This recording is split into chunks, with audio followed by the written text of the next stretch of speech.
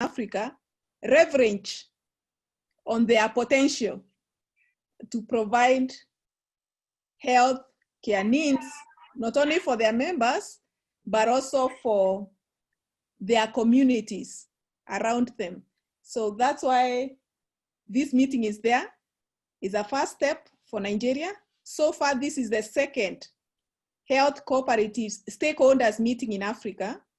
We held our first one in Kenya. And after holding that stakeholders meeting, there was a lot of interest for the cooperative members in Kenya. And they formed a committee or a task force to see how they can work with some of our facilitators today, that is health partners, both Uganda and USA, to implement the same in Kenya. So I hope that by the end of this meeting today, we'll have some steps, or at least we'll have shared some knowledge on how Nigeria as a country can proceed with health cooperatives. And without much more to say, because I know the experts are going to talk to us, I would like Mrs. Ebun to welcome Chief Ayola. I don't know whether Chief Ayola has joined us yet, so that he can formally open and introduce us to the meeting and welcome us to the meeting formally. Thank you very much. Mrs. Ebun. Nigeria, for today's webinar on health cooperatives in Nigeria, which is organized for all stakeholders, basically cooperators. I also want to thank health partners and the International Cooperative Alliance Africa for organizing this program. It is overdue. Just like Dr. Karimi said, when we came back from Zimbabwe last year, we've been trying to work on it. But doing it now to get people from all over the states is a welcome development. So I want to urge us to participate actively, take notes, so that at the end of the day, we'll be able to have affirmative actions for our members in Nigeria. Thank you and happy deliberations. Thank you, Mrs. Ebun, and we welcome the greetings from Chief. Pass the same to him. And once again, to start us off, I think we have some speakers from Nigeria who are going to start us off. Geoffrey, I don't know whether Dr. Dan has joined us. We also have a doctor from Uganda who will speak to us once he joins us on their experience in Uganda, because as a doctor, they have started a health cooperative in Uganda. Geoffrey, do we have Dr. Dan with us? So that after Dr. Elizabeth and Dr. Paul, then he can talk? He had joined, probably, maybe he dropped. Okay, thank you. So welcome, Dr. Elizabeth, Dr. Paul, and Dr. Dan. We truly appreciate your commitment to this initiative of health cooperatives in Africa. And I believe together, we can make Africa a healthy continent with your contributions and the contributions from the cooperatives in Africa. So to start us off, let's welcome Dr. Elizabeth. I may not be able to pronounce the other name, so I think she can pronounce it better for us as she introduces herself, tells us who she is, and then gives a speech about health cooperatives. Thank you very much. Dr. Elizabeth, you're welcome. Thank you very much. Good afternoon, the whole house. I hope you can hear me. Can you hear me? Hello? We can hear you. We can hear you. All right. I'm Dr. Elizabeth Oyeleye. I'm from Nigeria, Cooperative Federation of Nigeria. I'm happy to be here today. It's my pleasure to be here. I will be sharing very briefly on the issue of health cooperatives in Nigeria. We all know that, okay, you want me to introduce myself. I'm a pharmacist and public health practitioner. I'm also a cooperator. I've been involved at the management level of Cooperative for the past 14 to 15 years. And I've been involved in cooperative conferences and presentations in diverse fora. I'm happy to be here today talking about health cooperatives. I must also register the fact that in Nigeria, and especially in Ogun State, where it's my domain, I've been involved in health training of all cooperators in the state, not the state, in the state here, all the local governments in the state, bringing to bear preventive health measures among cooperators. There is a training we do yearly, and we move from cooperative to cooperative. Dr. Elizabeth, could I briefly maybe summarize what I've learned from you? Okay, yes, you can do that while I'm trying to. Yes, I think what Dr. Elizabeth has been telling us as I struggle to listen is that healthcare costs in Nigeria are very high, and many people who are involved in cooperatives at times have to take loans so as to pay for the hospital bills. So that shows that the demand for healthcare services, both preventive and I don't know whether the other one is called curative, is the demand is there. And so I think that's an opportunity for health cooperatives or healthcare services in Nigeria. Let me not add or subtract, but that's a brief of what I could get from what Dr. Elizabeth was trying to say. Did I communicate right, Dr. Elizabeth? Yes. Dr. Elizabeth, I think there'll still be a chance during the discussions for you to hand on what will be discussed. Yeah. Thank you very much. Really appreciate your time and the great insights you're giving us on the situation of healthcare and especially the opportunity for health cooperatives in Nigeria. So our next speaker is going to be Dr. Paul Jibrin. So welcome, Dr. Paul. This is Dr. Paul Jibrin from Abuja, Nigeria.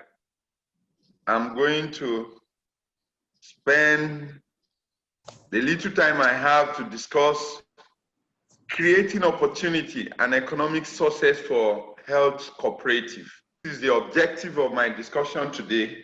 Just want to remind ourselves about health maintenance organization, the definition, the composition, duties, benefits, and opportunity for cooperators. I became interested because I'm a cooperator in Nigeria here and a health practitioner. And if you know what is happening in Nigeria, our HMOs, the health maintenance officers, are politicians. And we, the cooperators, are the major populations that are contributing to the health insurance. But they are the ones that are benefiting from it. And so today we're going to look at what it is, definition. Health and healthcare. Health is a state of complete physical, mental, social, and spiritual well-being. Health is actually wealth. And so a lot of people are making money from health. The original definition of wealth is good condition of life and prosperity. So you are not wealthy if you are not healthy. And so large amount of valuable substances too. That is another definition of, but the original definition is good condition of life plus large amount of valuable substances.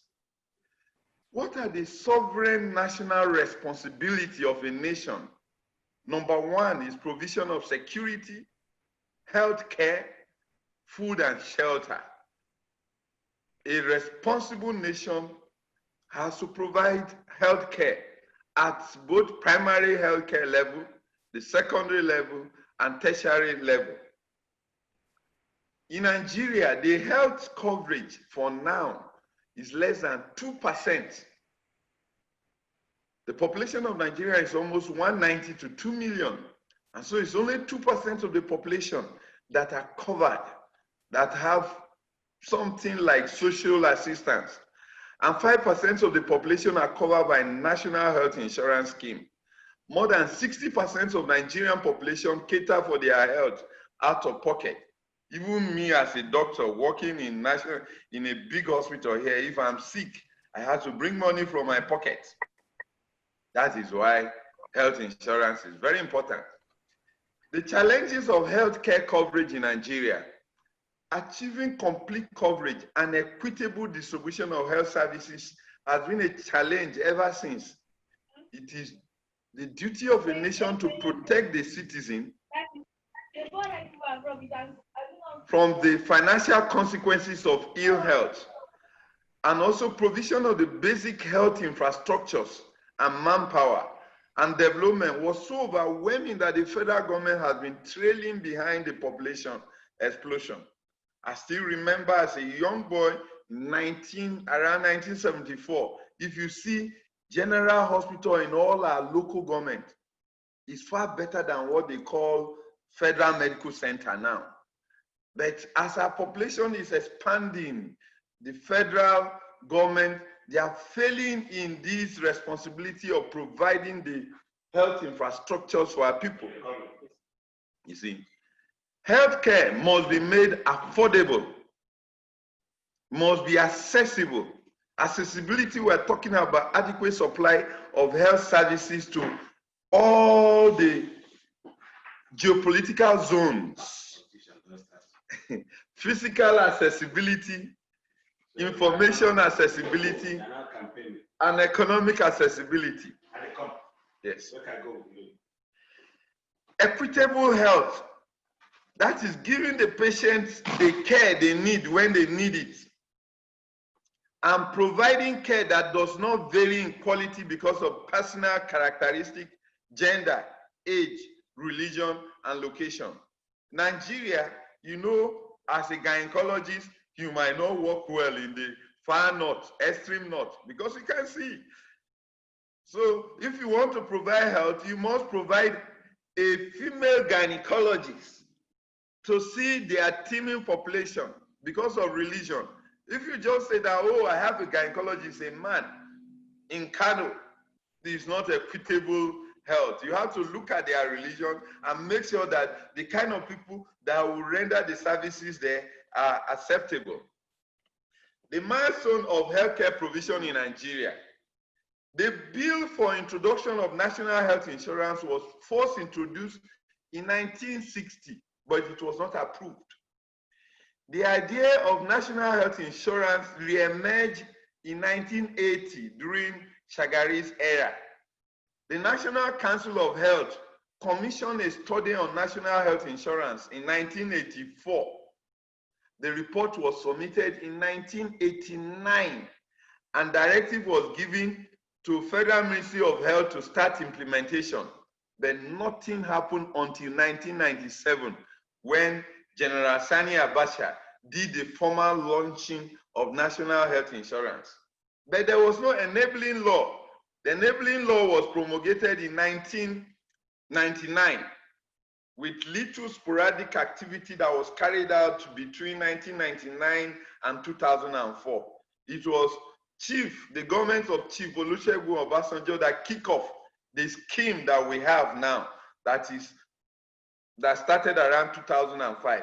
But it's only 6%, and mainly the civil servants that are benefiting from this health insurance. The health insurance is nothing but a system of advanced financing of health expenditure through contribution, and is paid into a common pool to pay for all or part of the health services specified by the policy and plan. And there are two categories: the social health insurance and the private health insurance.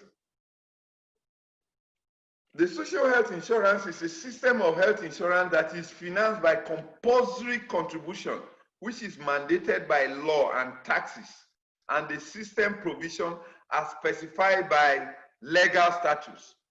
And the level of contribution is determined by ability to pay. Like in civil service, depending on your level, you pay more. There's nothing like because you have hypertension, you have to pay more. That is why we call it social health insurance. Age does not determine what you pay. History of illness and current health problem does not affect what you contribute. It's pay as you earn. And this is only possible within civil service and organized private sector. There are two types of social health insurance, the formal sector and the informal sector.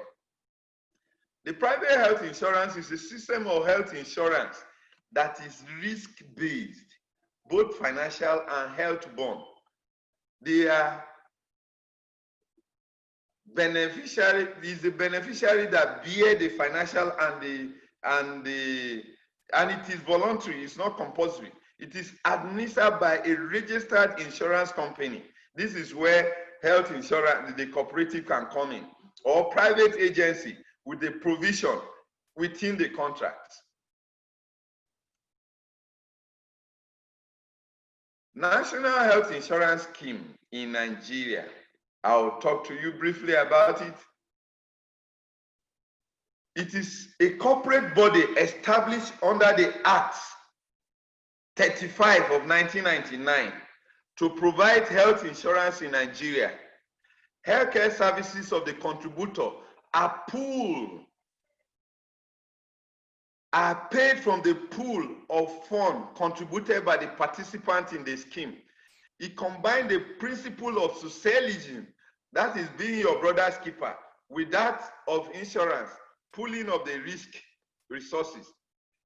They promote, they regulate, and they administer effective implementation of social health insurance program. They also ensure easy access to qualitative and affordable health care for all in Nigeria. But the painful thing is that it is only available for the civil servant. And as we are talking, once you retire and you are no more contributing, you cannot enjoy it again. That is why health cooperator is very, very important. If we take ownership of the health maintenance, we will be able to make sure that our retirees that are still part of the health cooperative society will benefit.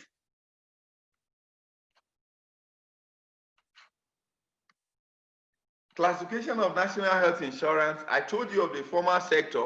We have the public sector, mainly the civil service. You now have the organized private sector, companies, students of tertiary institution. Those are formal sectors.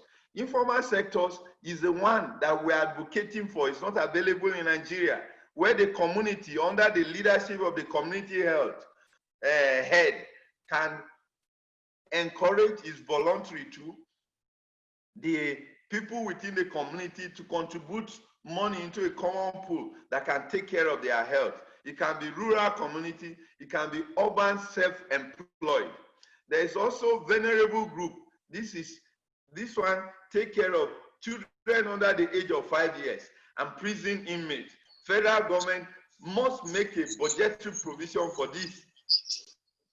Others are diaspora families and friends can contribute money, international travel health insurance, pregnant women and orphans, and retiree and unemployed.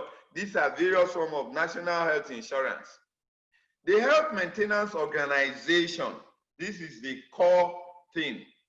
This is where health cooperative can come in. Health maintenance organizations are different from national health insurance, which pool the money, regulate, but this money is disbursed through health maintenance organization. And the owner of this HMO are mainly politicians in Nigeria and businessmen. This is where we want the cooperative society to own a HMO and be able to employ, provide, regulate. It is insurance-based health system that have the responsibility for the provision of comprehensive package of healthcare to an enrolled population for a prepaid fixed fee. It's also an institution or company or provident association like Cooperative. It's a provident association using its administration or insurance company to provide health care to its clients. This is where we come in. We have the good administration of the cooperative society. We can use it to own a HMO.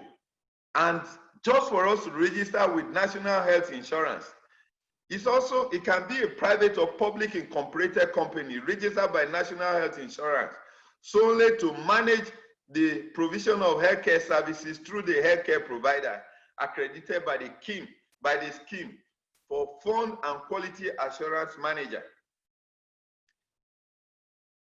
Health Maintenance Organization is also a network of health insurance providers that limit the coverage to medical care provided by the approved health provider. They provide health care coverage through a network of physicians that are registered under them. HMO provide health insurance coverage for a monthly or annual fee.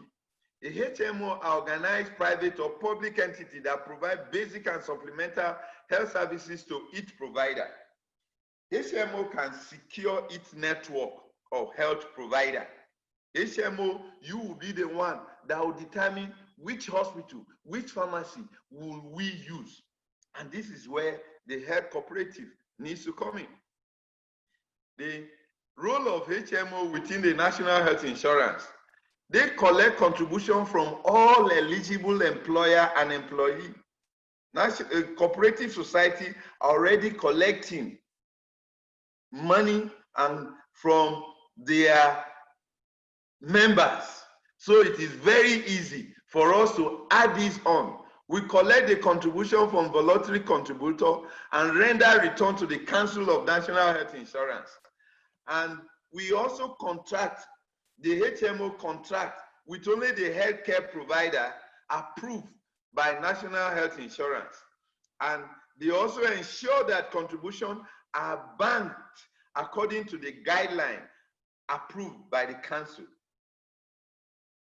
Benefits of health management organization like your HMO, they are relatively easy to manage because of the flat rate premium for plan member type. Claims are less worrisome for plan member because they know how much their portion is, including office co-pay. HMOs are often cheaper healthcare plan for employer and members over the life of the plan.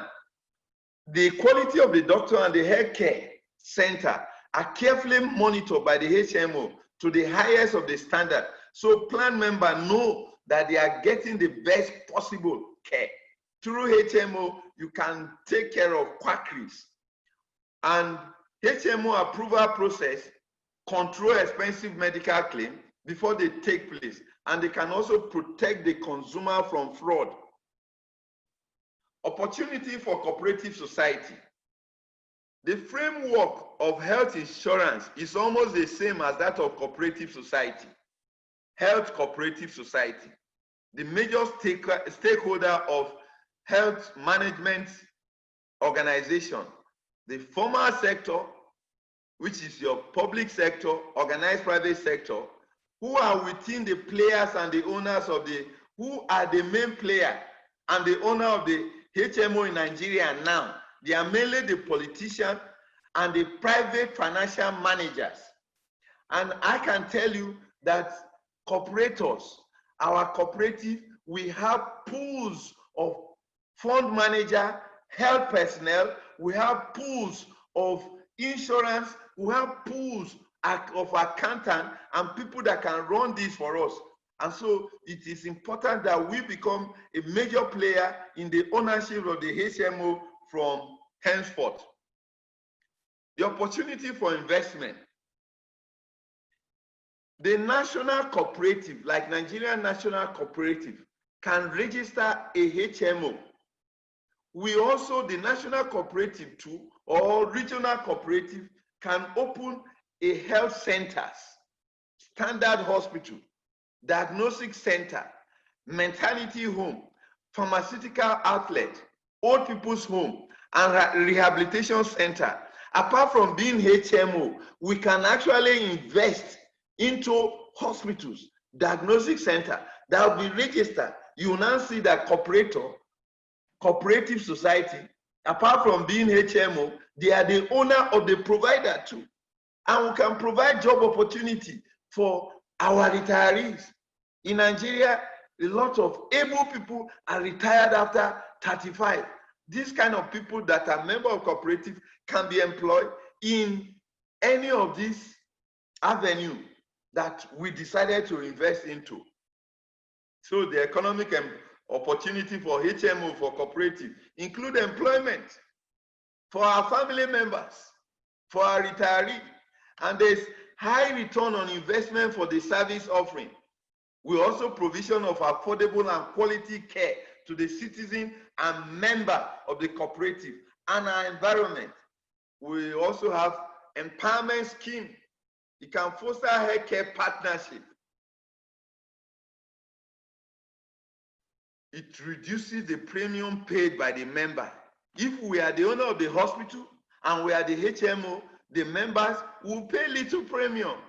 Leverage on the membership size. We have a lot of members in our local regional cooperative to negotiate a better health package. And we can make healthcare more accessible to members. It can also enable members to enjoy health promotion tips. It can also enable members to enjoy health insurance at a reduced price after retirement. A member will enjoy supplementary insurance.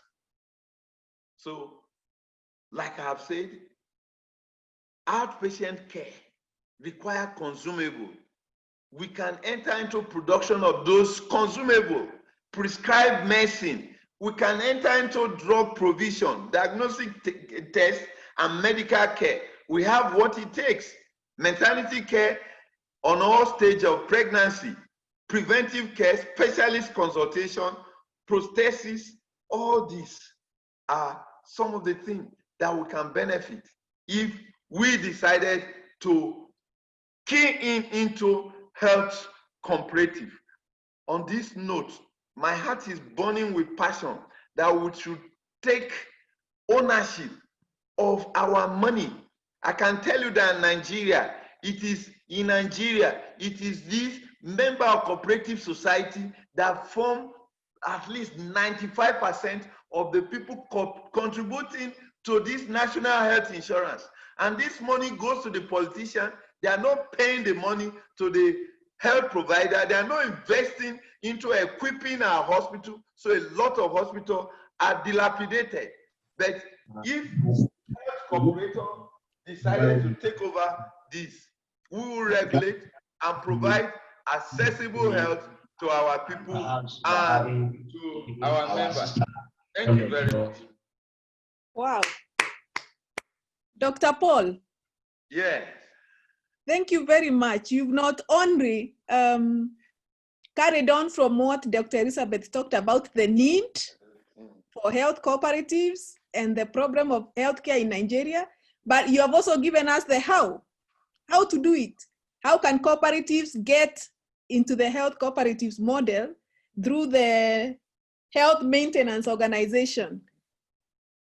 That was very motivating, very insightful, an eye-opener, and I believe everyone in the forum has gained something and has been motivated by your passionate discussion and talk about health cooperatives in Nigeria. Once again, thank you very much. And I believe now, Mrs. Ebun and fellow cooperators, you have the human resource in Nigeria to take advantage of this opportunity of health cooperatives. You have a consultant already, Elizabeth and Dr. Paul, who most of all are cooperators in the first place. So you not have a lot to explain them what cooperatives are. Thank you very much once again for that passionate discussion. We really appreciate. Instead of waiting for him, we can have Jennifer and your team. Then once, if you are done, when Dr. Dan is able to join, then maybe he can then be the next person after your discussion. Karibu, Jennifer. Thank you. Thank you so much, Dr. Karimi. Good afternoon, everyone. Thank you, Dr. Paul. That was a wonderful presentation. Thank you, Dr. Elizabeth, Mrs. Ibun. It has been wonderful to hear insight from each of you, and it is a pleasure. We're honored to be with you today. In Nigeria, the government has been on the forefront of strengthening primary healthcare by allocating funds for the Basic Healthcare Provision Fund in its budget. A number of states have signed into law the health insurance legislation, making it mandatory for every resident in the state to have health insurance. But as we heard from Dr. Paul, only still 60% of the population is paying out of pocket. So a new solution is needed. And it's a pleasure to be with each of you here today who can make a difference. By the end of this session, our goal is to explain how health cooperatives are working in Uganda to help you develop a task force so you can actively and quickly increase the number of members who are protected by health insurance. My name is Jennifer Wenborg. I am the Director of International Development for Health Partners in the United States. I'm joined today by our Uganda Chief of Party, Ms. Sarah Murungi, and our Technical Advisor, Provider Relations from Uganda, Johnson and Dinda. Today we will explain how health cooperatives increase access to care while improving the quality of care and health outcomes. As you can see from the slide, Health Partners began as a health cooperative in the United States. Health Partners now owns hospitals, health centers, and in addition to being a health maintenance organization, we are providing care to 1.8 million members in the US. But today, what may be most helpful is for you to hear about health cooperatives are working in Uganda. Health Partners has been providing tools and support for healthcare providers, cooperatives, employer and school groups, and others to develop health cooperative partnerships for the last 20 years. As a result, the Ministry of Health in Uganda recently recommended including health cooperatives in the National Health Insurance Scheme. We'd like to start today, however, by hearing from you. Please unmute your microphone or raise your hand if you would share with us what you would like to learn from this presentation. Dr. Paul covered so much about laying the background for how health cooperatives present an incredible opportunity to increase access to healthcare. What are the questions that you have that you would like us to focus on during this time we have together?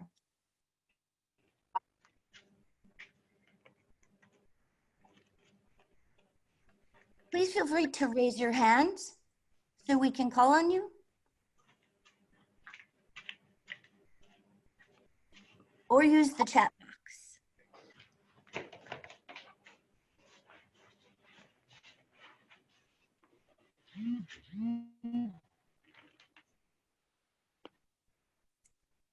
Okay, I'll continue to give members a moment. If you want to share with us, we would really love to hear. We can adjust what we have planned to share based on what you need to hear, what you want to hear.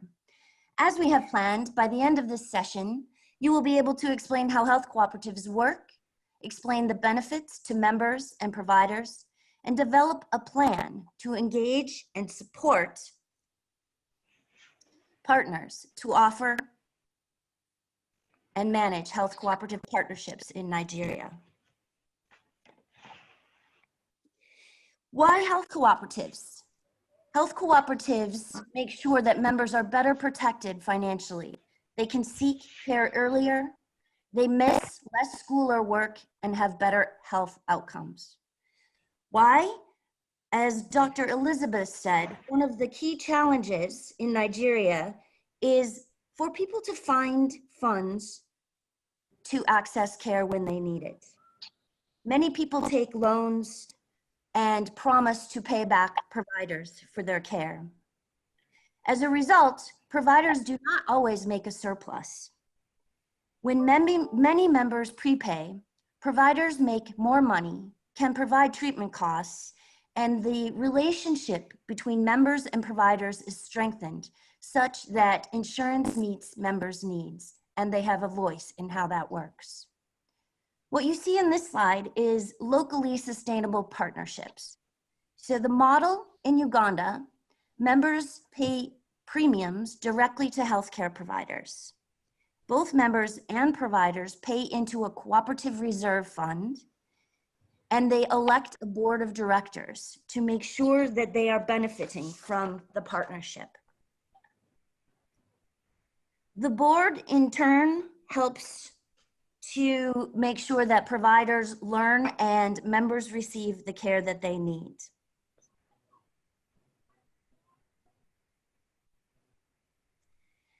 The first step to this process is identifying partners and building a shared vision.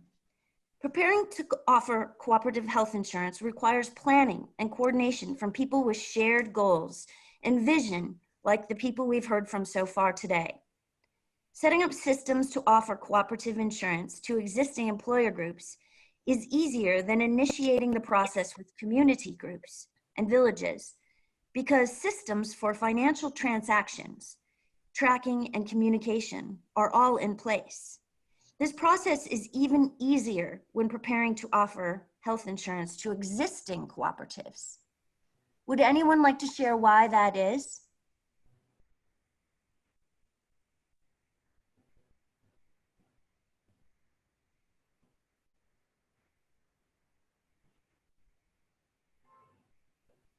Okay, again, I encourage you to raise your hands or enter information into the chat box. But I will say on this slide, you can see existing cooperatives, as shared earlier, have a leadership structure. They've developed trust. They have a network for communication and existing financial processes. There's institutional knowledges of how cooperatives work and how they're owned and controlled by members. So Health Partners has helped care providers and member groups start health cooperatives. But when you have an existing cooperative structure, this process can move even more quickly and effectively to meet member needs. Affordable quality care. There are some numbers to the right on this slide that show from the pricing in Uganda what the premiums are and some of the benefits. When members seek care early, they fall sick less often and spend less time sick. So it benefits providers to keep members healthy. This win-win partnership is the basis of the health cooperative model, and it's part of what makes it so important. Part of the process is identifying healthcare providers. This can happen in many ways. Often Health Partners has been contacted by providers who want to offer cooperative health insurance. And so they are looking for training on how to develop a cooperative from the ground up. Members may also come to us and seek solutions to meet their healthcare needs. On this slide, you can see the characteristics to consider in selecting healthcare provider partners and the benefits that health cooperative insurance brings for those stakeholders. And I hope that we can hear from Dr. Dan after this session so we can hear about his experience from the provider cooperative perspective. At this time, I will turn the microphone over to my colleague, Sarah Murungi from Uganda. Thank you very much, Jennifer, and thank you everybody that is on this call. My name is Sarah Murungi, as Jennifer has introduced, and I'll be able to show my video at the end, just in case people would like to see the person speaking, but because of connectivity, I would prefer to use just audio for now. I would talk about the steps to launching a health cooperative. And this process usually starts with sharing a concept or a needs assessment for us or for whoever is interested in starting to learn. And most of the things that we would like to understand is whether there is demand, but also to discuss issues around the pricing, We are also able to discuss coverage priorities in terms of the package that partners or members may be interested in, and also as a process for identifying more partners. As an organization, we've used different means to do this, and some of it has been through meetings, others has been through conferences, and I think as we sit here today, it's also an opportunity to share and create interest in the health cooperative model. We are also able to understand the needs of our potential partners and members, so that as we begin the process of the partnership, it's clear what it is that they like to address. So once the interest is confirmed, we are able to schedule provider training, but also prepare for sensitization of members, but also key stakeholders.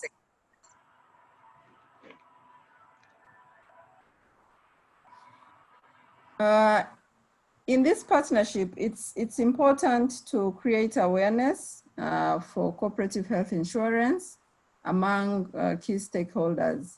And these stakeholders may include decision makers, especially government stakeholders and leaders. We also focus on healthcare providers and cooperative leaders. Especially other cooperatives that are not necessarily health cooperatives, but also member groups that are targeted. The involvement of key decision makers is critical, especially in the early stages of this partnership, because it increases trust from the community, because we believe that if community members see their leaders talk about cooperative health insurance, they are likely to join. But also it builds interest in the decision makers, and they are able to become advocates for cooperative health insurance. The orientation focuses on a number of topics, and some of them, basically we talk about the health cooperative model, we talk about how it works, why it's important, but also the benefits. We also talk about the roles and responsibilities of the different stakeholders, emphasizing how each of the stakeholders can contribute to the partnership. We also look at how providers will manage the partnerships in terms of what do they need to do to ensure that the care they provide to members is of quality, but also as providers, they are able to make a surplus at the end of the period. And then we also look at the care provider systems and what they need to do to train their staff and ensure that the whole institution is on board as they start to enroll members.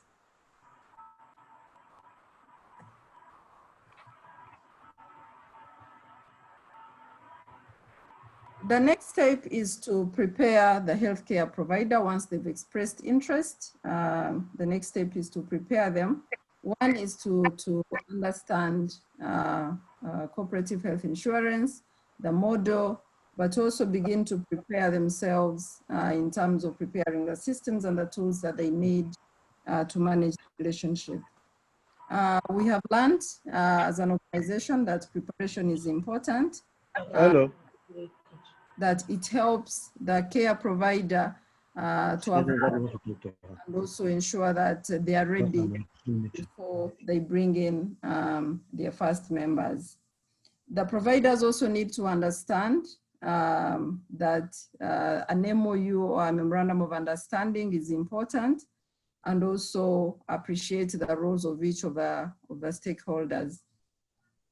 As part of this training, we also take them through the importance of the benefits package, and also the importance of enforcing rules. There are rules that they must enforce for them to avoid making deficits as a provider, but also to ensure that they are offering care to only paid up members or members who pay their premiums on time. At the end of the training, the provider will leave with a communication plan on how they are going to promote health insurance in the communities. And they use different means to do that, but also they are able to look at how they will be tracking and using data. So that is part of the package that we focus on in the training. And at the end of the training, the providers are prepared and they are ready to prepare the systems and the documents that are needed for them to begin enrolling their members.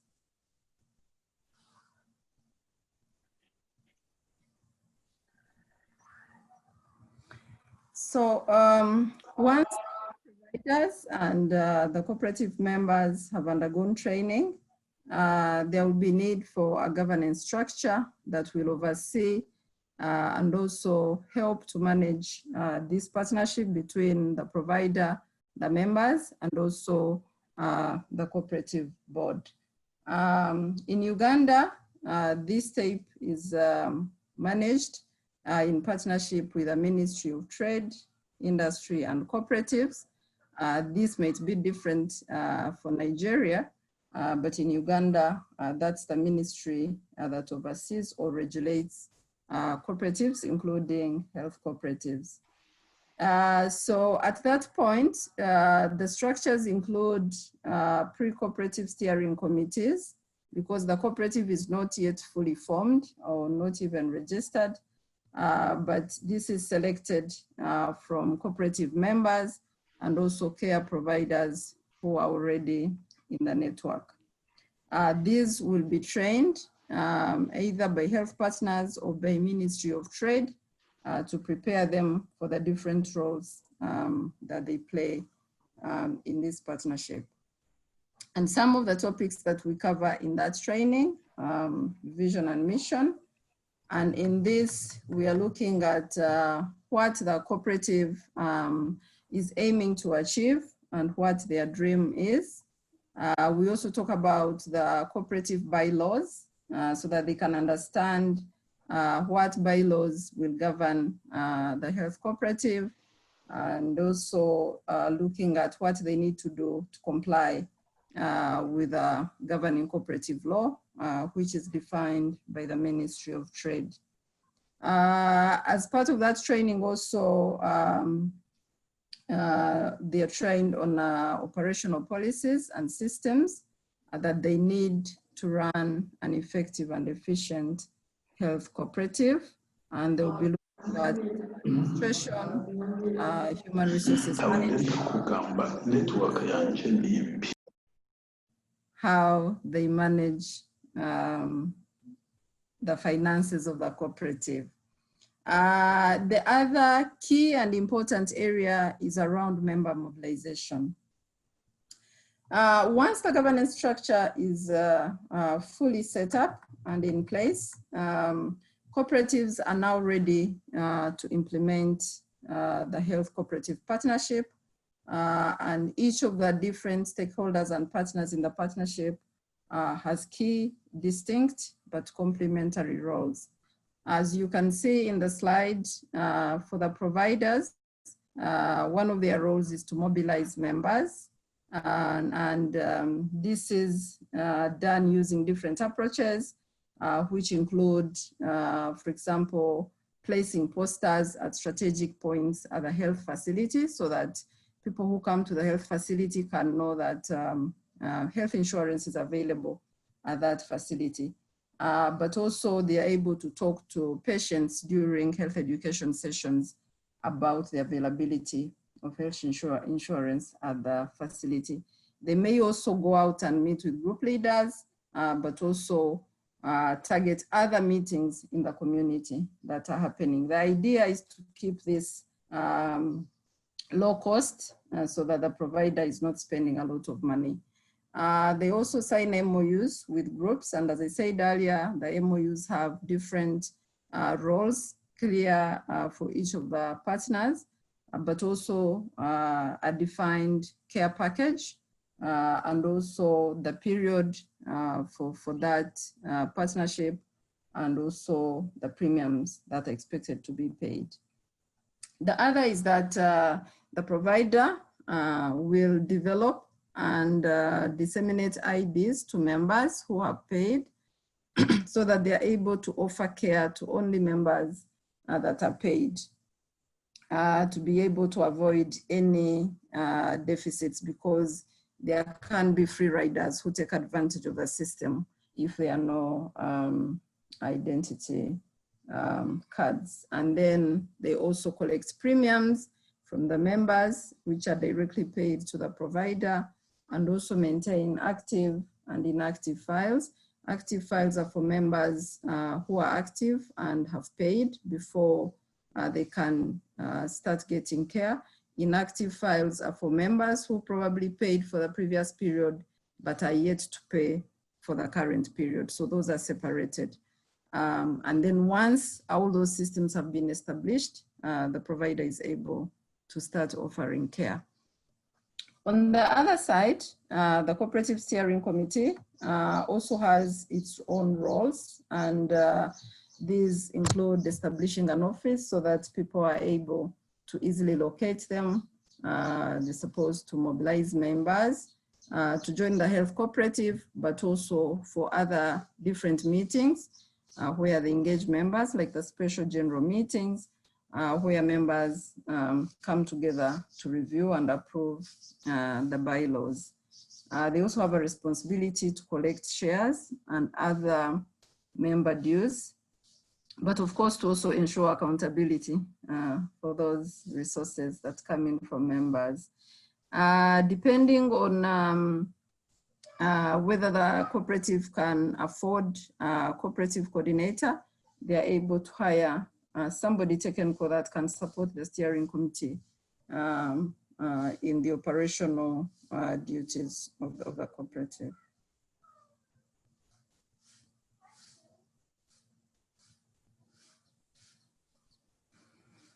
Okay, so while the pre-cooperative may run for some time before they register, the ultimate aim is that they can legally register so that they are recognized as a legal entity wherever they may be. And for Uganda, that registration is done by the Ministry of Trade, Industry, and Cooperatives.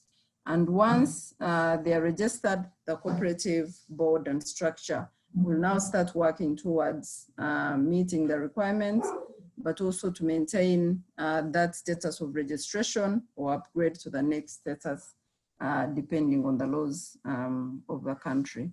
So in this, cooperative members have a key role, and some of the key roles for the cooperative members are to democratically elect a board of directors, and that is done usually at an annual general meeting.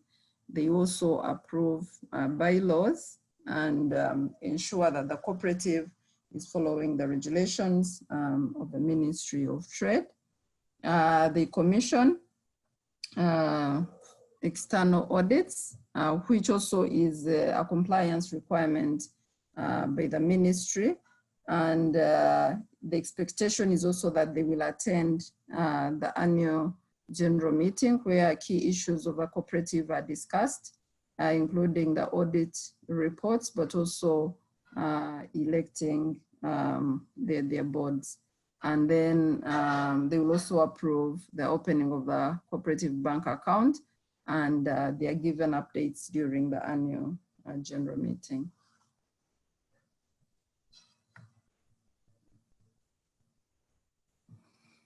Yes, and then for the providers and board of directors, they also have key roles in the running and the running of the health cooperative.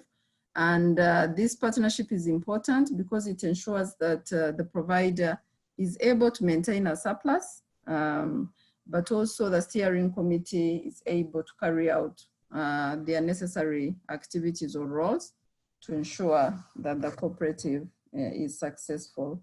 So once the registration has been achieved, the board of directors will continue working with members and the provider to ensure that the members are getting quality care, and that the providers, as I said before, are making a surplus. So some of the key roles of the providers is that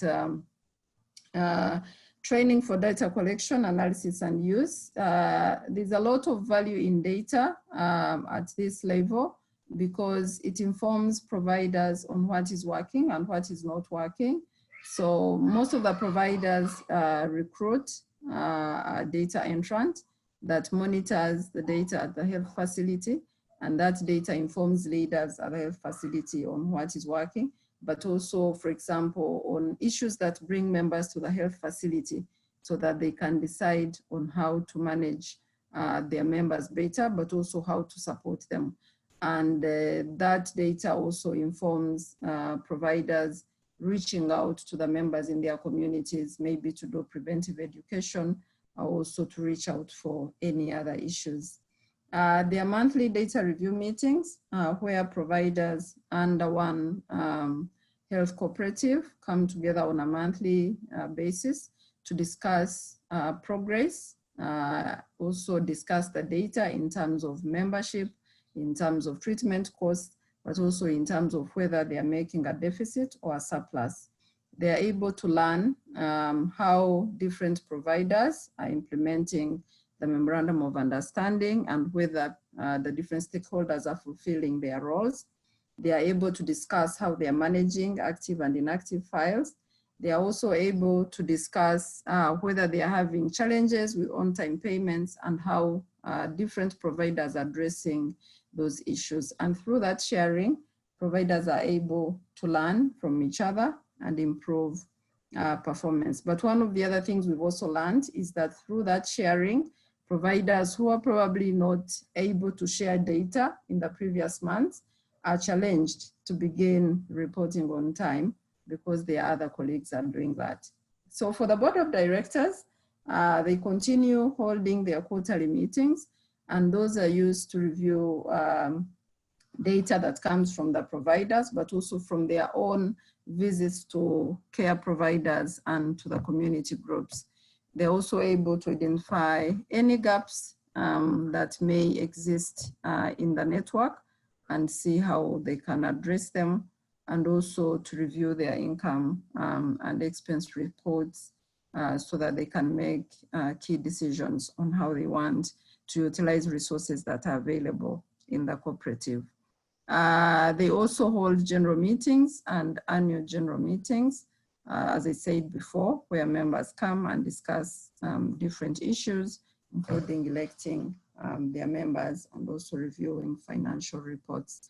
And then they do general support and training for members, but also for care providers where needed. So those are the key roles that different stakeholders play that maintain the health cooperative partnership at the different levels. I would like to invite Jennifer again to take us through our last slides. Thank you, Jennifer. Thank you so much, Sarah. So again, I would like to ask those who are listening, is this helpful for the existing structures that you have, for the objectives that you have, that you hope to achieve to improve access to healthcare, quality of care, and cost recovery for providers?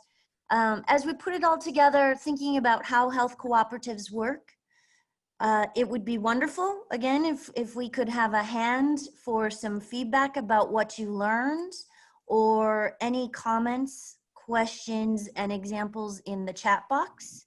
You are encouraged. We talked about how health cooperatives benefit members and care providers. And we talked about some of the steps that apply to how you can move forward to achieving health coverage goals. So I'm looking to see if we have any hands, looking at the chat box. It seems pretty quiet. I'm going to then give you one more example before I think we will be able to welcome Dr. Dan for his example. In this example here, Health Partners worked with SACCO, a savings and credit cooperative in Uganda, Their goal was to open a health center to improve the health of their members. So what they did was they built on their existing board structure, on their network, and they came up with a very smart design that met their needs, where members were automatically enrolled into the health cooperative if they were a member of the SACO, and a small portion of their savings were automatically contributed to the health cooperative in the form of premiums and shares. This enabled them to offer an opt-out. And for those of you who know about member participation, it's very helpful to provide a benefit with opt-out versus opt-in structure, such that members are automatically enrolled and benefit. But it is important that the communication makes it clear what the benefits members are receiving from the health cooperative are. So you can see here to the right of the slide, the performance results. What the SACO found is that many people were interested in the health cooperative benefits. So more people joined the SACO at a faster rate over these years where it was offered here, and they benefited tremendously, both the SACO and the members. It was a win-win partnership where, because there were pooled resources and not everyone fell sick at the same time, within this network, they were able to improve the quality of care and health outcomes. In our last slide today, there's photos and contact information for myself and my colleagues. We will be happy to share a copy of this presentation, also draft memorandums of understanding that can be adapted to meet member, care provider, and cooperative structure needs, other tools to manage health cooperatives. We offer training for care providers to set up systems that Sarah explained to manage insurance partnerships. We can share briefs that can be adapted to share with potential members and partners to let them know about benefits. Data collection tools and training to use them that can also be adapted to fit your needs. And we're happy to share contacts to help you connect with national leaders and care providers who can share about their experience setting up systems and managing and benefiting from health cooperatives. So thank you again. We are excited to be a part of this session today, and we are eager and looking forward to hearing about how you plan to advance healthcare coverage in Nigeria.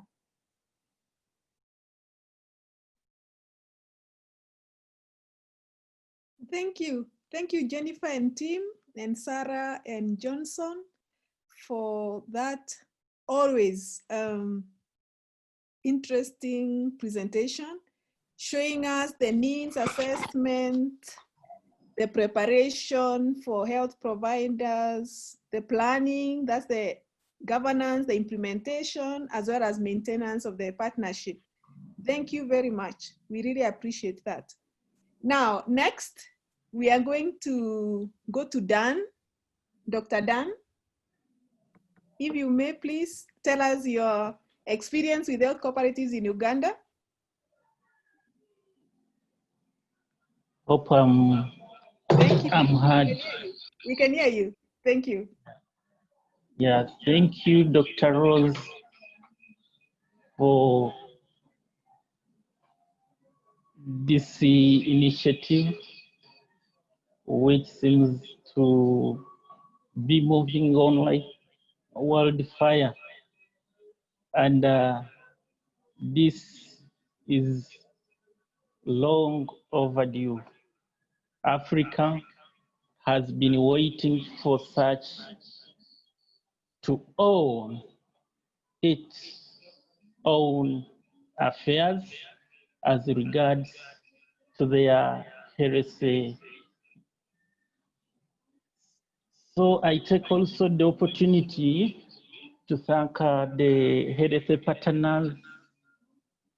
They are doing a very tremendous work in Uganda, and they are doing it through training, bringing awareness to the general population, and I'm sure some of us are already beneficiaries of the same. Briefly, because Murungi has almost spoken everything, I wanted to give you a case study of how we started our cooperative, the Kampala Medical and Allied Health Workers Cooperative Society, and the benefits that we are reaping right now. But in the interest of time, I think I will just rush through and then I will share the slide for you to comprehend. So how we started the Kampala Medical and Allied Health Workers Cooperative. This is a health cooperative. Ahead, I will tell you, this is the provider user-based cooperative. How we started, we identified the need. After identifying the need that this is what we need, and this could help us. Unity is power. So when we come together, we can address some of the issues that seems very difficult. So we identified the need that we needed a health cooperative. We did a pre-feasibility study, went to collected data on whether the cooperative was possible, because we had a setback of the whole cooperative movement in the early 90s and then 2000s. Up to now, the movement of cooperativism in Uganda is catching up. So through the pre-feasibility study, we assessed and it was possible that a cooperative can work. People can take responsibility of their own health. They can be accountable to their health. So we approached the relevant authorities as far as the cooperative in Uganda is concerned. That is the Uganda Cooperative Alliance, which is the umbrella organization for all cooperatives in the country for training. We also reached out to the Ministry of Trade, Industry and Cooperatives. These people offered us training through groups. These groups were from hospitals, public hospitals, private hospitals, and all forums that could allow such trainings. So it started simple. 5 people agreed, members actually, they agreed to start a health cooperative after the several trainings. A steering committee was formed. Regular meetings, as Murungi has articulated it, training were conducted through UCA and Ministry of Cooperative. So capacity was built. So the number of members that were committed to form a health cooperative grew to 34, above the mandatory for Uganda to start a cooperative, 30 members. So we formed a health cooperative. This health cooperative, after forming the cooperative, we sat down as cooperators, health cooperators. We wrote bylaws. Those bylaws helped us to register this cooperative with the relevant authorities. We started with registering at the Ministry of Cooperative.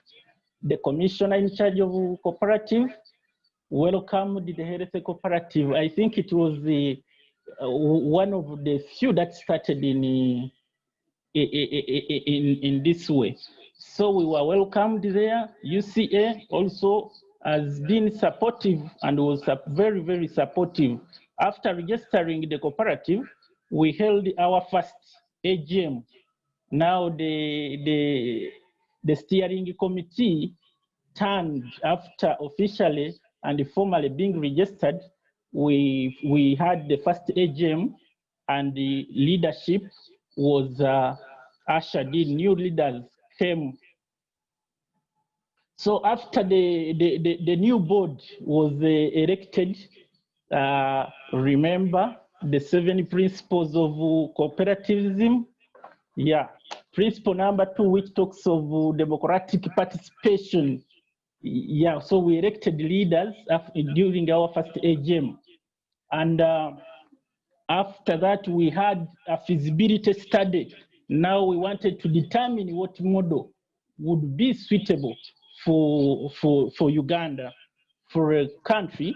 So we did this in 7 districts, and we came up with the provider user-based model where both the medical workers and the users, the general public, whoever buys the idea and is interested in the principles and basically the health cooperative joins. So we started operations.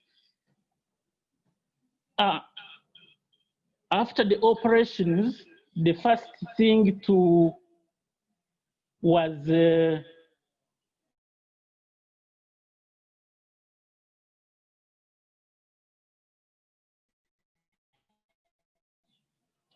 we established a secretariat, that is the office or the head office, where we recruited management and the management of the cooperative, totally different, unique, separate from the board and from the members. So we recruited the technical team to manage the affairs of the cooperative. So after that, we started a drive within Kampala and its neighborhood to promote the concept, to promote the idea. So how did we do this? We held medical camps in different communities. These were tailored to offer medical services and also health talks, health education to communities, as we handle people who are badly in need of health care services. Remember our 7th principle, concern for the community. We took this responsibility and mobilized the resources amongst ourselves, the members. By then we were 34. We collected resources and brought partners on board. And we said, here we are a health cooperative and we want to address this issue in our community. So we had several of them in Kampala and the surroundings. After that, we had to establish our first health center offering the affordable quality health services. And this starts with the members, every member of the cooperative. Now the number had grown to we started the health center when the number of this particular cooperative was 217. We started to mobilize shares from the member because now we had understood that we needed to come together to establish or to cover up the gaps. So we opened we worked it was not very easy to start it, though, because members were very committed. We worked on our first medical center, where we offer insurance to the members. The cooperative members, they are the first clients of the cooperative and our families. So we pay a premium per month. So each member, whenever medical need arises and is within our means, we treat them without paying an extra penny. Exactly, that is what Health Partners has been also trying to teach us, to mobilize us. So our members access, even if they,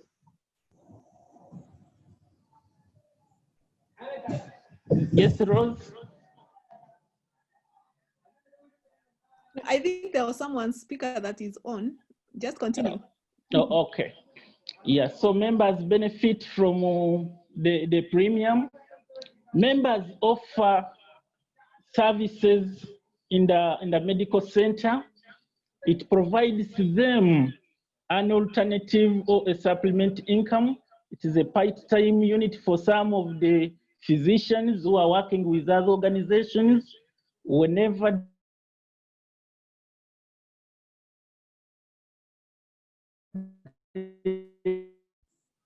other professionals who are members, they have also, some of them, because it is still a bit of small unit,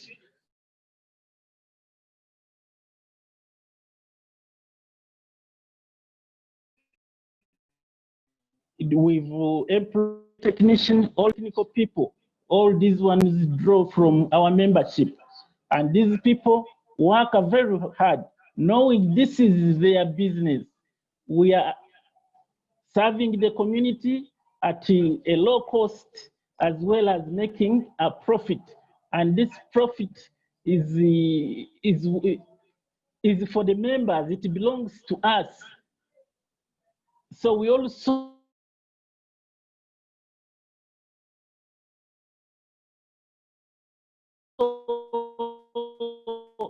serve cooperative. They correct premiums within themselves, within their cooperatives, and pay at our facility, and we offer the services to their member. Also, the general public is encouraged to pay a premium to the health facility and access the services. Why did we do this? As you are aware, with the cooperative, members are in charge of their health affairs. Unlike my brother Paul articulated some issues concerning government-run organizations. As a client in a public health facility, you have no right to suggest who should supply you what, where you should buy what. But here, it is upon us to source the best for ourselves, because we are the consumers, we are the users. So we try as much to give the best quality to our people. Then also, as a cooperative, we are in advanced stages of formulating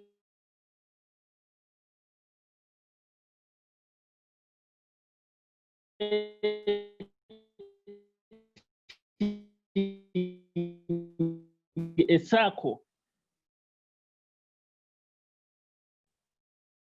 and credit. Here, members shall be at liberty to access quick funds for their needs, for their quick needs. Also, those with the poor saving culture, they will save with the cooperative, and their finances will be safe because it is managed by them. And then we also looked at now the number of membership is above 500. and you realize that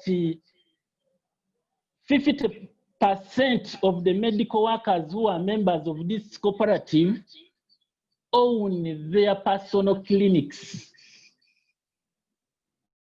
So each and every person within this clinic, within their clinics, they open up bank accounts.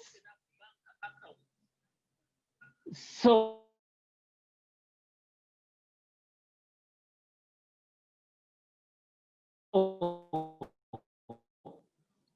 we for say 500 members. We're not hearing. No. We're not hearing. You're hearing? I'm not hearing. No. No hearing. So.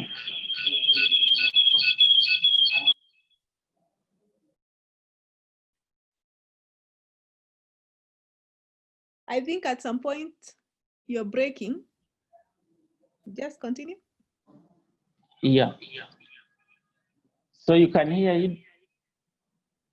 Yes. Can you hear me? Now. Yes, yes. Yes. No, okay.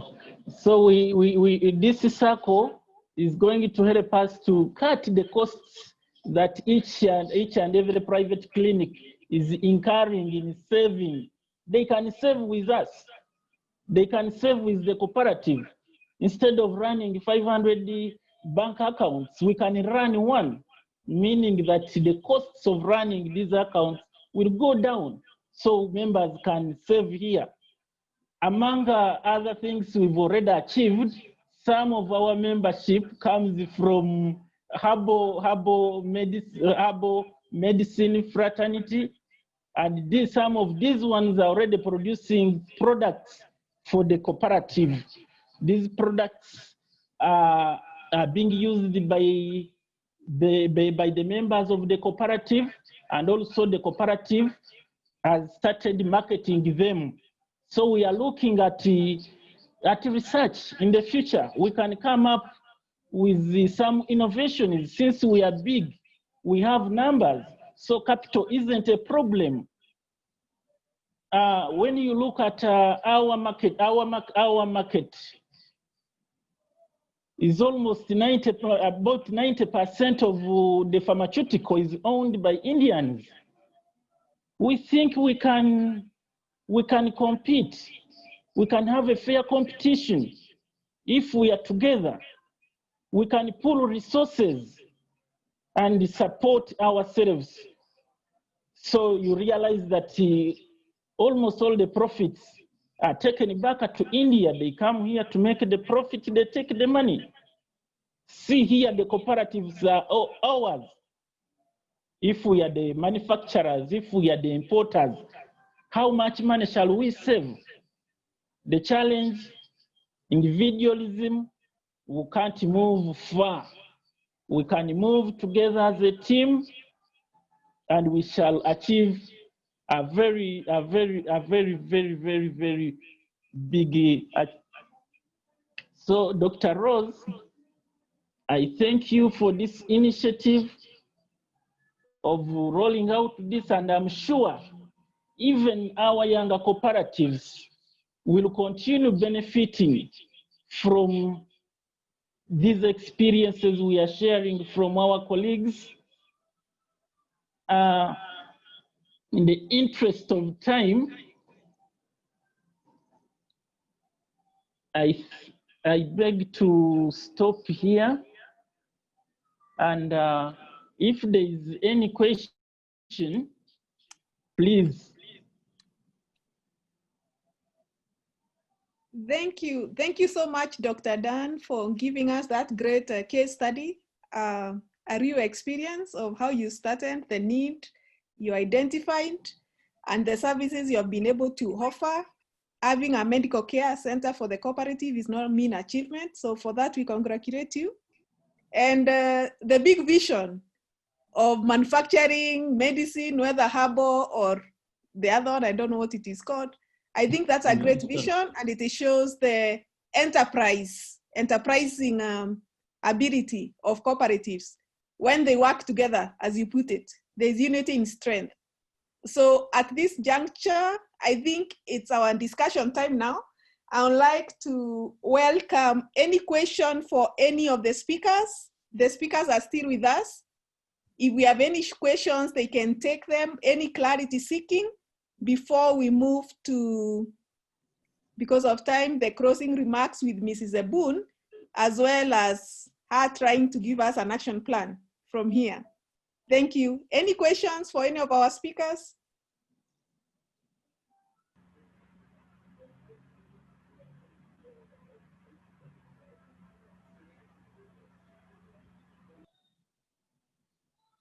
I don't see any hand up. Hello. Yes, Hello. yes. Mine yes, is not, my name is Larry Onyeche from Nigeria. Mine is not a question, but rather an appreciation. And to say that if we can be holding this kind of a Zoom meeting regularly, to go a long way, so that even when we put what we have learned today into practice, opportunities will come for us to be asking more questions, areas where there's a gap. Thank you. Thank you very much for that encouragement, Larry. And your point is noted. We have a question from Gafal. Is that how you pronounce your name? Gafal? It's Gafar. It's Thank Gafar. you. Thank you. Yes, I quite. In fact, I'm really excited, to be part of this discussion. In fact, it's long overdue, and just like being, presented by Dr. Jibrin, the cooperative has to show interest in health cooperative because health is basic. Is one of the basic necessities, of human beings. And I just want to ask the health partners, will they be ready to give assistance to any health cooperative, especially the one that is being proposed by the Lagos State Cooperative Movement? Will they be ready to provide assistance for the smooth formation of this health cooperative in Nigeria? Thank you. Jennifer? Thank you, Dr. Rose. Yes, Health Partners is available to provide help. So we will share the presentation with contact information, and we encourage you to let us know what will be helpful. How can we help you? Thank you for that, Jennifer. Health Partners is available, so the human resource is there. Take advantage, leverage on this opportunity. Thank you. Any other question? Any suggestion? Any observation? I have a question. Yes, please. Okay, my name is Robinson. I'm from Nigeria. I want to really know the clear responsibility of the regulators. If you view the responsibility of the subnational government in putting all of this into perspective. Thank you. Jennifer, could you take that technical question about the responsibility of the regulator? Yes, I will be happy to. In Uganda, Health Partners has worked closely with the Ministry of Health, but the Ministry of Trade, Industry, and Cooperatives is the regulating body at this time.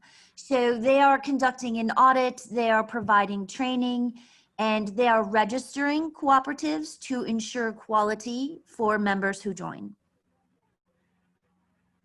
Thank you, Jennifer. Is that clear, Robinson? Yeah, I'm fine. Yes.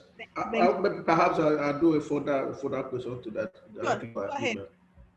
All right. No, I might not coming now, but maybe I may do a mail to that regard so I can have further clarity on this. Okay. Thank you. Thank you. Right. Yes. Anyone else? I don't see any hand so far. Feel free to speak up. Yeah, hello. Yes, Rari? It's me, Larry from Nigeria. Welcome. The lectures given by the second speaker that showed Dr. Paul? Dr. Paul. Yes. Is it possible? How do we get those slides, those things? How do we assess them?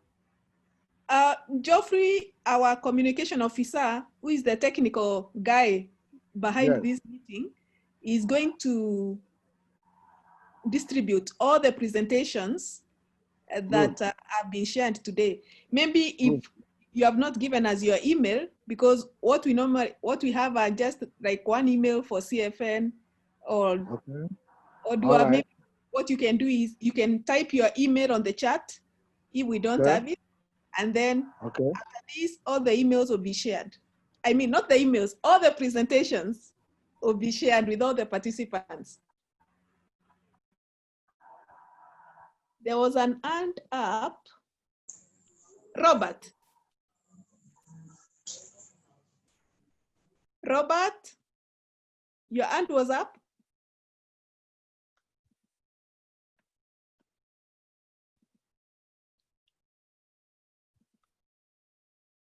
Asukwo, your hand is up and your mic is muted. Unmute. Unmute your mic.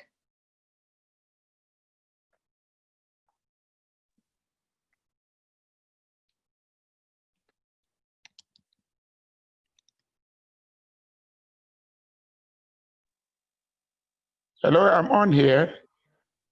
Yes, please. Hello? Go ahead, Robert. Go ahead. I wanted to appeal that CFN should try to reach out to the various state governments in Nigeria to embrace the health insurance scheme, so that when we make some, advances and recommendations to them, they would encourage cooperators in the state, especially within the ministries that regulate cooperatives, to embrace the scheme in the various states of the federation. Are you with me? Yes, I hear you. I hear you. You are asking for CFN to reach out to the various states of the federation for health cooperatives in all the states government. Yes. All right. Thank you. Mrs. Ebun, you heard that? Would you like to respond?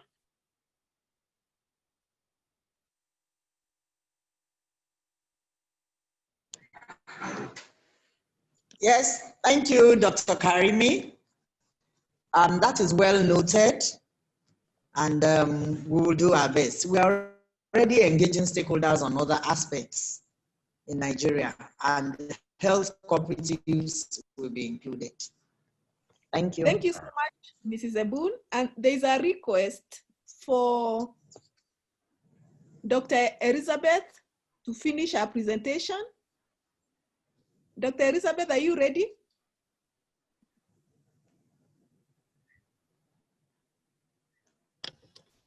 Yes, can you hear me now? Oh, thank you. We can hear you now. All right. Yeah, I stopped at introducing what Nigerian cooperatives are doing right now. And let me just continue from there. There are so many benefits that we can get from health cooperatives, even though Dr. Jibrin's presentation has almost taken most of my paper. So I've just had a few things, that he has not said, so that I will not have cause to repeat what I had to talk about. I try to look at the roles of health cooperatives, what we can do. For now, we have been promoting good health and well-being among our members. It has been our major role. We encourage members to have regular special health savings. That's part of my recommendation. There is a particular, we have savings column in cooperative. We save towards a special savings, savings for housing, savings for vehicles. We can also have health savings. By having this, we have pool of money, which we can actually use to start, the health cooperative, even if we are not yet ready to pick up the HMO, because the requirement for HMO is quite germane and you need to bring a lot of people together. But we can also be involved in partnership. Also, I really talked about how to launch the health cooperative partnership, which has been taken by some other, other presenter. But I think what, they have not touched is a case study of a cooperative, health investment cooperative, which I started last year. I manage a sickle cell club, and the gap of meeting their health challenge when they're in crisis rose. And for many years, since 2004, have been looking for an insurance to take them on because they really, really need this help. But none was willing to do it. So I took it up upon myself to start a health cooperative, you know, among us. And it's interesting. What I did first was to, first of all, by way of, I went scientific. I passed out a questionnaire amongst them to find out how many times do they even have crisis in a whole year. By the time I had my results, I saw that we can achieve it. So I want to encourage us, even if we're going to start at our level, from societies, from state, from region, we can start something. Let's start by, you know, keeping that savings. And when they need it, what I did was, by the time I had the results, I tried to find out from them how many will be willing to go. I was shocked. I have 99% of them ready to be involved in their cooperative. And I said, okay, let's take 6 months to review and do this and do that. By the next month, they came and said, we must start writing. We started with 9 people. At the next meeting, we added 19 members, and that was how we were going. So we got together, we formulate our policies, what we're going to do. So we decided that we're going to be doing that. That money will only be used for medical issues alone. And majorly, we know that for healthcare, each time we are looking at spending money is majorly for drugs. I'm a pharmacist, so maybe that is why I am really, concerned majorly about the cost and purchase of drugs. We were able to also partner with the state hospital that give us an opportunity of free consultation in the hospital, free registration with them. So all we need is just to buy our drugs. So we are pulling the money, and each time anybody is in crisis, we visit the hospital, we will buy the drug at rock bottom price for them. We are really not making profit. We decided that it's not going to be for profit.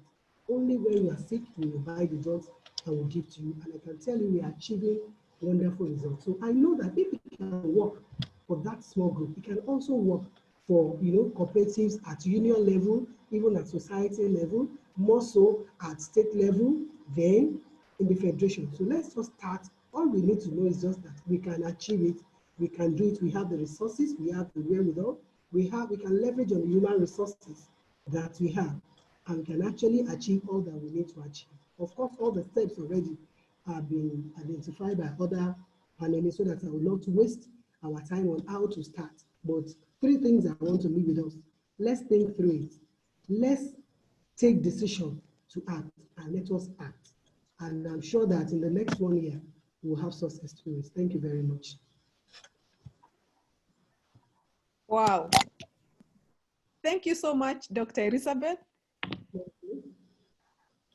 Let's act. There are some very low-hanging fruits. If you can save for education, if you can save for Christmas, if you can save for so many other things, why not save for health? Health savings, very brilliant idea. A very low-hanging fruit for cooperators to take advantage of as they continue working out the other processes of registering the HMO and all those other things. The low-hanging fruit is there. Let's pluck it.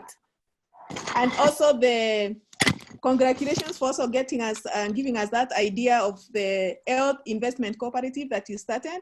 Those are really great cases that the other participants are learning. Now, do you have any other question? No. Or clarity seeking? I understand, no. So now we'll move to our next stage, which is the closing session with Mrs. Ebun. Or even before we move to Mrs. Ebun, I would like all the other speakers to give us just one word, one closing statement, just one. Beginning with Dr. Elizabeth, Dr. Paul, Dr. Dan, and our health partners. All right. Yeah, Dr. Elizabeth Horn, I think my parting shot is all that we have had. They are not really new. Most of these things we can do. So let's go back, think, let us take decision, and let us act. Because if we come again and we are not thinking, we are not decided, and we are not acting, then we won't be able to achieve anything. But I'm sure as we leave here, we will think, we'll decide, and we'll act. Thank you very much. Think, take decision, and act. Thank you, Dr. Elizabeth. Thank you so much for your time. We appreciate. Dr. Paul.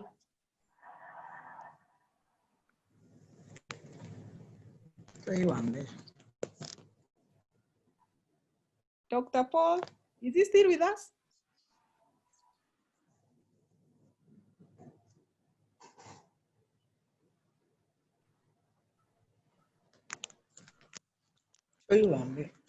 Check your participants. Dr. Paul, as we wait for Dr. Paul, Dr. Dan, your parting shot. Yeah, thank you so much for this meeting. Thank you.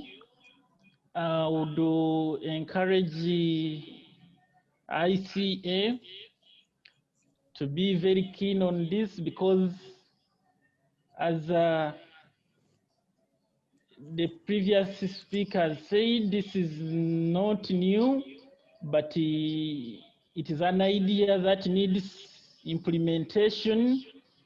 You work very hard on seeing how you can build capacity across the continent. I think this is timely. Actually, Corona has provided an avenue, and I think we can maximize this time to work out modalities and see how we can improve on systems through our own initiative. Thank you so much for the listeners. Greetings from Uganda. Thank you. Thank you so much, Dr. Dan. Challenge accepted. Dr. Paul, are you still with us?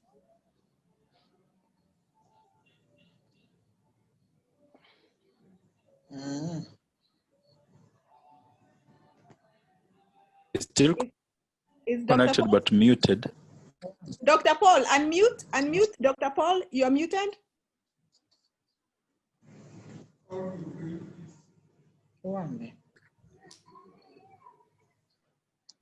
Is he unmuted now? Not yet. Maybe he's not on his seat. I saw him moving. Good. Okay. Health partners, Jennifer and Sarah. Thank you so much. Thank you to everyone who has invested your time today. I will close with the African proverb, a journey of 1,000 kilometers begins with the first step. I too challenge everyone on this call, take one step.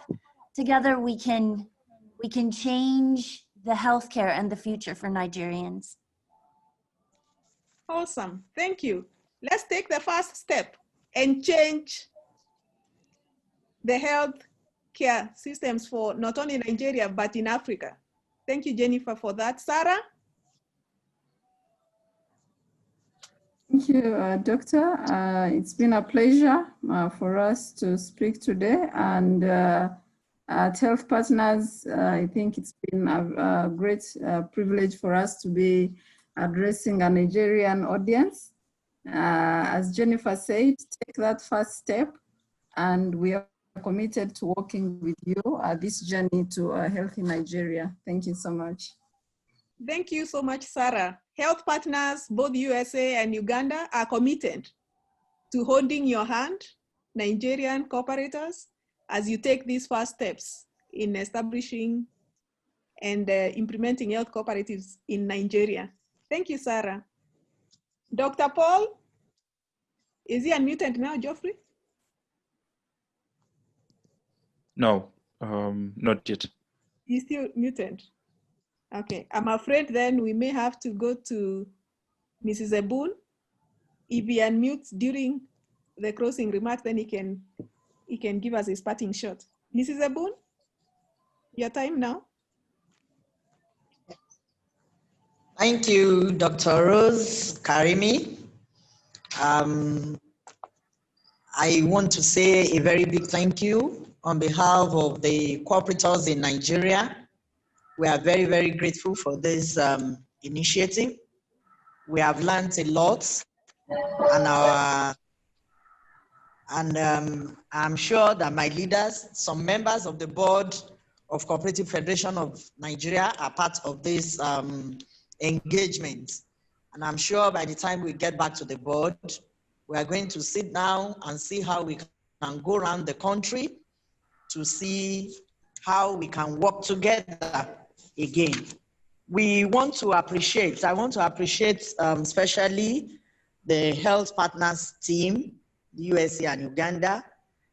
Jennifer, thank you very much. We've been on this for some weeks.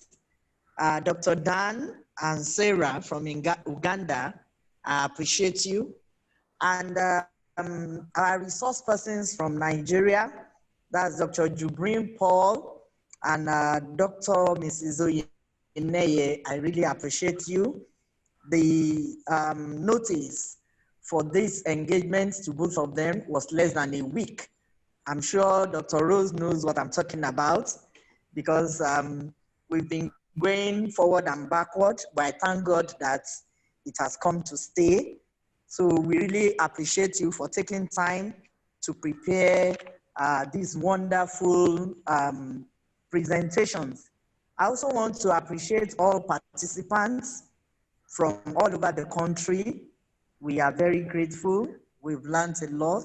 But I want to request on behalf of the cooperators that we may need to repeat, maybe at an advanced stage, this kind of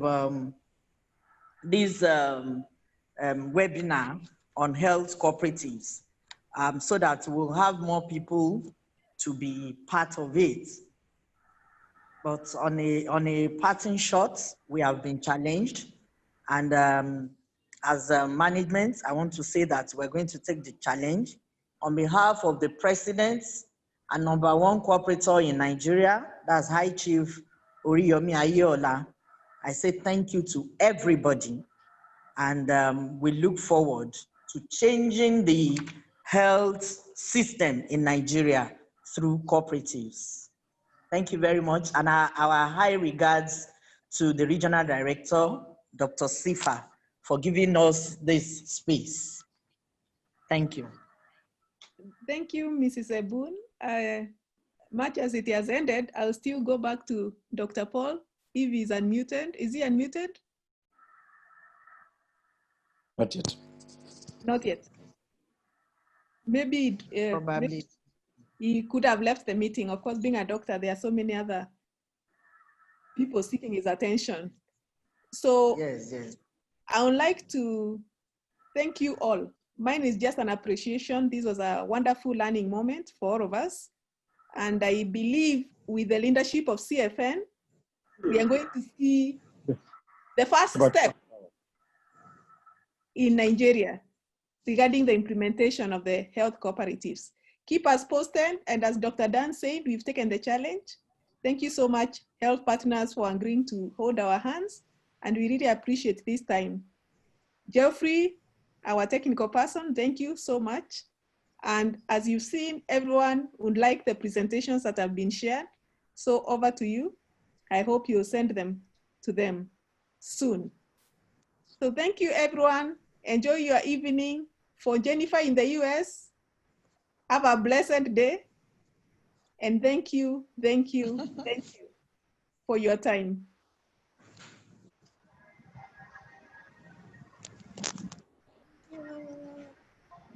Bye, everyone.